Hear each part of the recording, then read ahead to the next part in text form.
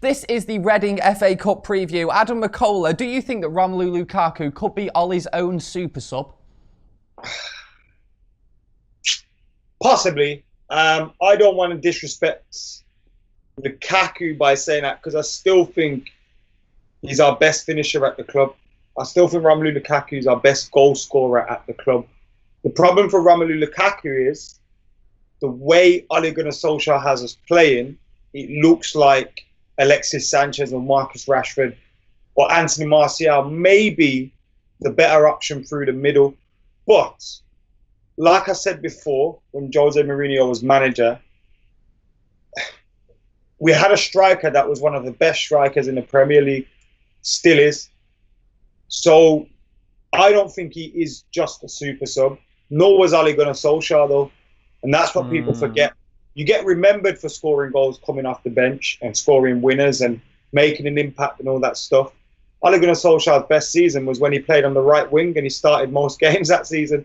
So, like, I don't want to disrespect anybody by saying he's a super sub and just a super sub, because I don't think he's just that. But the way we're playing at the moment, it may be the case that he is coming off the bench a lot more until he gets up to speed, gets his confidence back, gets his form back. At the moment, and it did do in the last couple of weeks under Jose, is all-round performance is kind of coming back, and hopefully he can continue doing that. I don't know whether it's just me either. When he went away and came back after that break, he does look like he's lost a little bit of muscle.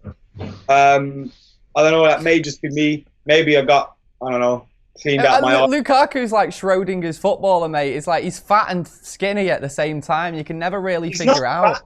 He's just a big guy, do you know what I mean? But I think when he was at Everton, he was a lot trimmer and he was a lot quicker.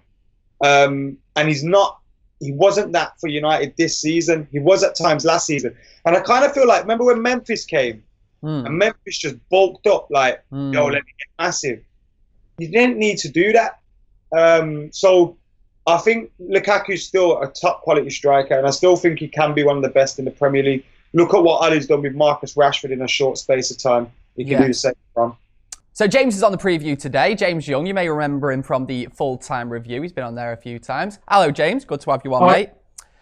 What do you think Lukaku's long-term place in the Manchester United team is going to be? Do you think he's going to make his way back to that player who is a certainty in the team every single week and is guaranteed to start?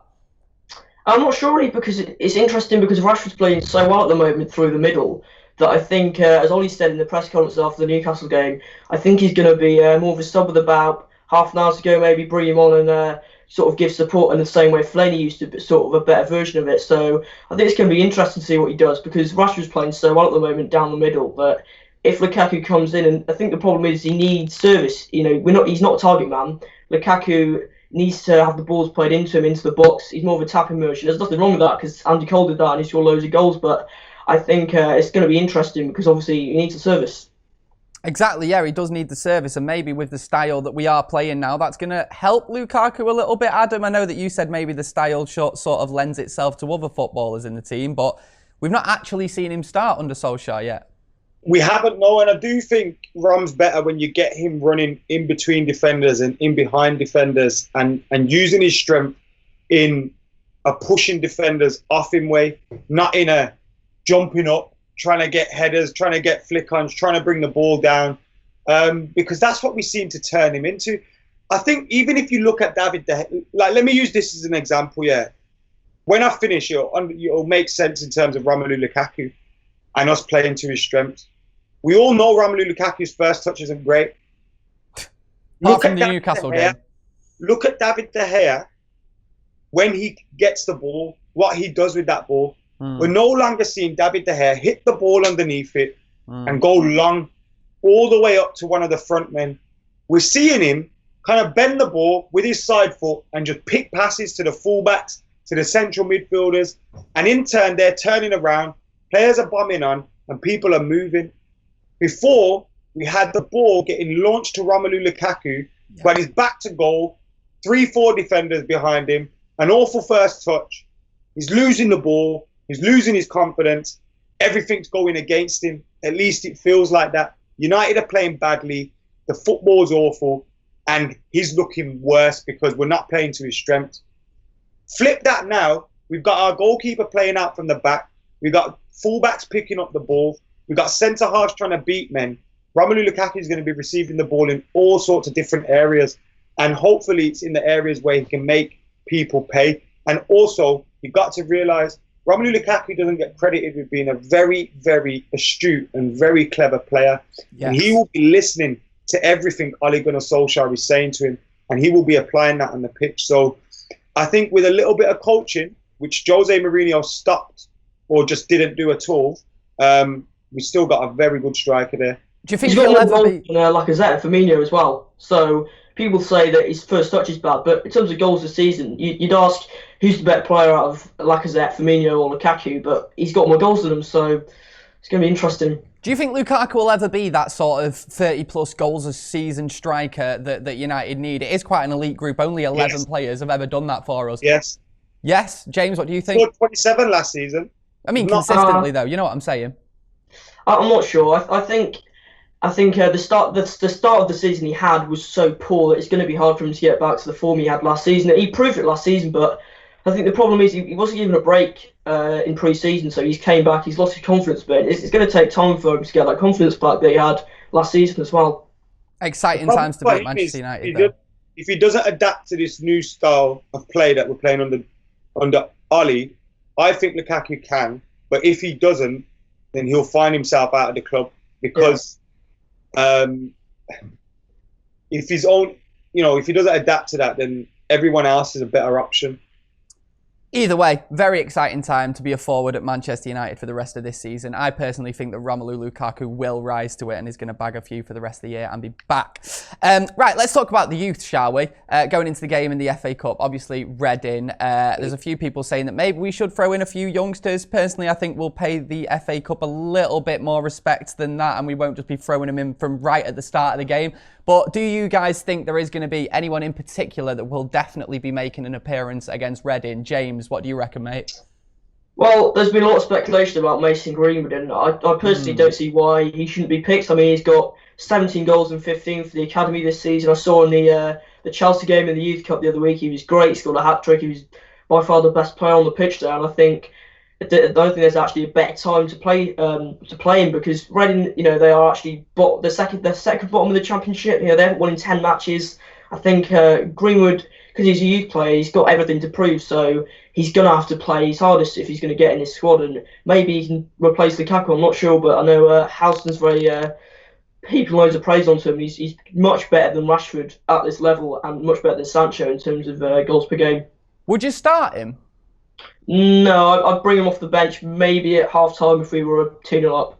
Okay, James has got the shout for Mason Greenwood. I think that Tahith Chong travelled to Newcastle as well, didn't make the bench in the end. And of course, we have seen Angel Gomes come on at Old Trafford under Ole as well. Adam, which of those three names do you think we'll be seeing against Reading?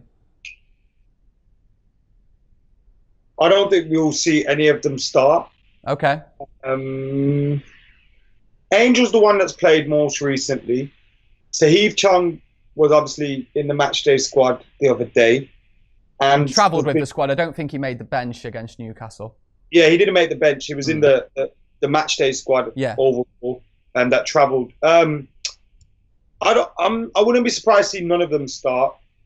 Possibility for James Garner, who's been close as well, because obviously in central midfield, Paul Pogba after that injury seemed to have a knock. Matic could get a rest. Herrera played a lot of football. So you never know, he could be sniffing around. But I don't think we'll see any of them start. Ollie's made it clear he wants to give a lot of players first-team opportunities from the actual first-team squad. Sanchez is starting this game. Lukaku's starting this game. And if those guys are starting, then we've got an attack that's full of players already. So then how's Greenwood going to get a start if they're starting? And look, as excited as we are about all of these players, which we really are excited about, so many players come through and, look great. They look amazing. They look like they're the next best thing. But you've got to take your time with them. Yes, we've got a manager that now will give them an opportunity and will get them closer to the first team. But let's not rush things. Let's not paint these guys up to be the next big thing before they've even, kicked the ball for United. Look at Marcus Rashford. Marcus Rashford, yeah, he's playing absolutely fantastic in the last 4 games. I think he's got 7 in his last 9 or something like that. But all this season, I've heard about how he's trash and he's this and he's that. Yeah. People criticizing him all over the place, ripping him, saying he's part of the problem and all this. And now all of a sudden they're getting excited over Mason Greenwood. Like, they wouldn't be saying Rashford's only 21. So, no, I know, like, you got to, like, people have to, like, kind of peg it back a little bit. You're quick to build these guys up to be the next big thing, and you're quick to tear them down when they have a bad week or they've got a shit manager that's absolutely stepping all over their confidence. So I'm excited by the players that we've got, but I'm under no illusions as, yes, Tahith Chong, Angel Gomes, Mason Greenwood are probably players that would be outstanding in any academy in world football, but we've had players like that before. Let's hope they can look at Pogba, they can look at Jesse, they can look at Rashford and say, I'm going to make my claim here, but nothing's certain. I thought Giuseppe Rossi was the man. Yeah. I thought he was going to replace Van Nistelrooy. I thought this is the man to do it. I know what you're saying, though, mate. Yeah, we shouldn't be tearing down these young players when they just have the odd couple of mistakes. I mean, Delo is another one who maybe had a couple of mistakes recently, and I saw people getting on his back, and I was like, he's a young lad. He's played quite well. He's made one error. It's gonna happen. Exactly, like Martial had a bad game, and I saw people like, oh, he's not all that at all. It's like, bruv, people have bad games or quiet games. They're not going to perform every single week in, week out, especially at that age and especially at a younger age. But what we've got to be careful with, you look in this era at the moment, the Jadon Sanchos, the Callum Hudson-Odois, they will go. They will leave if you don't give them a chance. So you've kind of got to balance that. I think we are in a position though now, and it's a great position where I'm actually confident that we have a manager that is going to utilise these youngsters when it is the right time to do so. Like, if we're playing Reading here, and I know I'm in dreamland getting ahead of myself here a little bit, but say if we are like 3-0 up at some point in the game, you are confident that Ollie is going to bring the lads on. How much does that mean being a United fan, James? It means quite a lot, because I know you've just asked me a question that I'm going to completely avoid by saying this here, but Fossey Mensah actually is at Fulham, hasn't been involved in their squad for 8 game weeks now, I think, and Fulham are looking to sign another player on loan from the Premiership. They've already got 2 players, so one of them will have to come back, which could be Fossey Mensah, which could be good, because I think he's a great talent, but he hasn't been playing much this season. But back to what you were saying about the youth, I think it's integral, because it's been part of our club. I think that thing about one player from our academy has been playing in our squad for it's like 100 years or something ridiculous, and I think it really gives a pathway, especially at the moment in English football when we've got players that are just sort of stagnating at the under 23s level. I think it inspires the young generation almost, and it helps the national team out as well if we've got players like Rashford and Lingard coming through and sort of paves the way. I think back to what McKola was saying, actually, Will Keane, for example, he's meant to be this next big thing. I don't know what's happened to him. What's happened to Will Keane? James Wilson, another one. Yeah, exactly. His lack of form, opportunity, just having, like, Marcus Rashford was so fortunate that he had Louis van Gaal as manager, that kept a smaller squad so his young players could get a chance. And then, not only did he have a manager that was doing that, he had Will Keane get injured, he had Anthony Martial get injured, he had all these things kind of just fall into place, and then the boy comes through and scores on every single debut he ever makes. Like, It's incredible. The Full-Time Devils shared a tweet the other day from 3 years ago when he scored in the FA Youth Cup. No one was even talking about Rashford being in United's first team in the next year or two, and here he is. So it can be a player that you just don't see coming. Okay, on the way, we're going to be talking about predicted 11s and talking about Reading in a little bit more detail, seeing what threats they have to offer. Okay, then it is the Reading preview on Full-Time Devils. Time to talk about predicted 11s. And James, since it is your first time on the preview, I'm going to explain this, even though no doubt you already know what you're doing. We have a little predicted 11 league. So every week when we have contributors on, they all predict who they think is going to start for Manchester United in the upcoming game. And then come the end of the season, we will average down how many they got correct and have an overall league table. The only rule is that you need to have made minimum 5 appearances on previews to qualify for the final result. So James, after today, only 4 more, and then you might well win the whole thing. At the minute, at the top, we've got Mohamed Butt. He's got 9.2 as an overall, but only off 4 appearances, you see. So it's kind of impressive. Maybe not as impressive as, for example, Statman Dave, who has a lower score, 8.6. Well, that's on 11 appearances. That's quite good. Where's McKola? Sorry, I'm just still going down the list. Where's McKola? Oh, there he is there on 7.8 off 15 appearances. But yeah, he's still in front of me. So guys, let's get straight into it. James, since it's your first, you can go first, mate. Who do you think should start for Manchester United against Reading? Well, I'm not going to say who I think should start, because that's not going to be right. But I think Romero is probably going to start in goal. I think we might, because Bailly's suspended, so I think it'll be Jones and Lindelof, 2 centre-backs. I'm going to go left-back Shaw, right-back Valencia. And then I think he's going to play Matic as defensive midfielder. 2 in front are going to be Herrera and Pogba. He's going to play Martial on the left. We saw that right-hand side was, well, there wasn't really an awful lot going on there against Newcastle, was there, Adam? Because Valencia and Mata was starting there. Do you think that that'll happen again against Reading? No. I think we'll see David De Gea, not David De Gea, Romero in goal. Diogo Dalot at right-back. I was tempted to put Ashley Young at left-back, but I think he'll go with Luke Shaw again. Centre halves. Does Victor Lindelof deserve a rest? I think he does. He's been immense, by the way, and fantastic. I forgot to mention him in my match review, but it's because Ole Gunnar Solskjaer distracted me. So I'd go with Smalling and Rojo. Rojo going to get a chance? Yeah, they'll all get games, won't they? Yeah. I think Matic will get a rest. Again, someone I was very critical of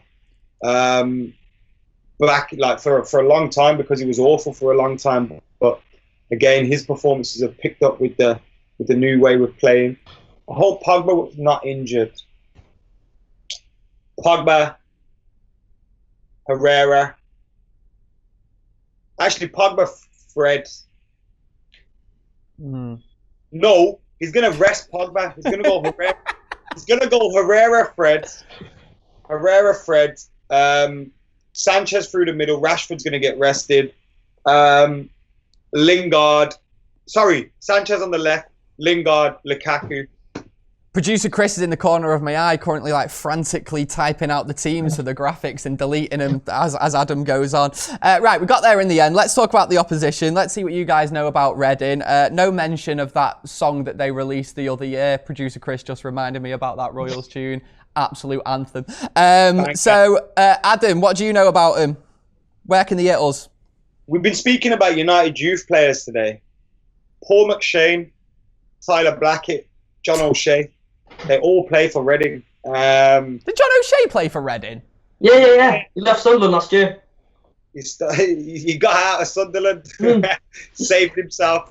I was unaware of that. I mean, they're most threatening players, if you can call them that. He just got dicked 4-1 by Swansea at home. They haven't won a game since November the 3rd, I think it was. They're pretty bad at the moment. They've got the likes of Aluko, McCleary, and what's that other guy? Used to play for Aston Villa, Bakuna. But I don't know whether he's fit or not, because he didn't play in the last game. Yeah, they're not doing too good at the minute. He should never have got rid of Yapzam. Wankers. Never got rid of him. What do you reckon, mate? What do you know about Reading? Reading, they haven't won in 10 matches. They got to the playoff final a couple of years ago, but of course got a Yap stand, and that's what happens. So obviously he's the reason him goes is their second bottom in the Championship. But yeah, like McKola said, Tyler Blackett's there. I remember, I think he played against Arsenal under Van Gaal. He played a couple of games. Wasn't good enough, so he's left. But yeah, I think it's obviously going to be their cup final coming to Old Trafford. We played in the third round, I think, a couple of years ago as well. So yeah, they're going to be up for it definitely. So although they're second bottom, you never know the FA Cup, do you? You know, weird things can happen as we know a couple of years ago when we almost got beat by Cambridge away. So, you know, yeah. Do you remember that game against Arsenal that Louis van Gaal played, that back three of, was it McNair. Tyler Blackett, Paddy McNair, and who was the third one? I feel like the third one was probably Chris Smalling or something like that. And we played like really well that day and deserved to beat Arsenal, and actually did. Unbelievable times. Yeah. There's a video somewhere where I say Tyler Blackett and Paddy McNair could be the future of United's defence, maybe. And here we are with Phil Jones and Chris Smalling. Mate, to be fair, you could argue that Paddy McNair is better than Phil Jones, maybe. Want some more Reading memorabilia? Go on. Almost 6 years ago to this day, you can look for it on Full Time Devils. We did the first ever preview, which was a Manchester United vs Reading preview, and I was in it with man like Suff. Wow. How old were you then? About like 30, something like that. 6 years ago. Right, score predictions. Let's get straight into it. Adam, what you saying? 4-0, and Greenwood will come off the bench to score. Imagine the scenes. James, what are you saying? I'm going to go 3-0 United. I think we will keep a clean sheet because Ollie's been working in it a lot in trainings. We saw against Newcastle that he's very happy with that. So I think even though he got Romero in goals, I think he's actually a pretty good keeper for a second choice. So yeah, 3-0 United, sort of okay win, straight down the middle. United into the next round. Happy days. I'm going to go 4-1, just to be different. I think we'll be in the next round, and I'm confident for this season's FA Cup. Let's go the whole way, Ollie. Let's do it. Right, that was the Reading preview on Full Time Devils. McKola will be there with all the fan cams after the game, speaking to loads of Reds, hopefully loads of happy Reds. And yeah, I'll be back soon in the preview. My name's Gaz, that's James, that's Adam. We'll see you soon in a bit. Laters.